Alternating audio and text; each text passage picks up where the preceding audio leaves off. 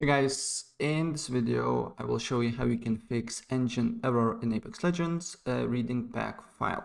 So the first thing what you need to do here, you need to open up your Steam, go to library, select Apex Legends and right click on it, go to properties, go to local files and press browse here.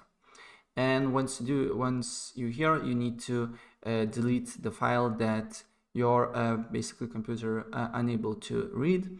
It should be here, or it should be on packs here, or on VAP key, right? And also delete R5 Apex application here. And once you do that, then you need to go back and go to local files again and press verify integrity of game files, and it should fix the problem, right?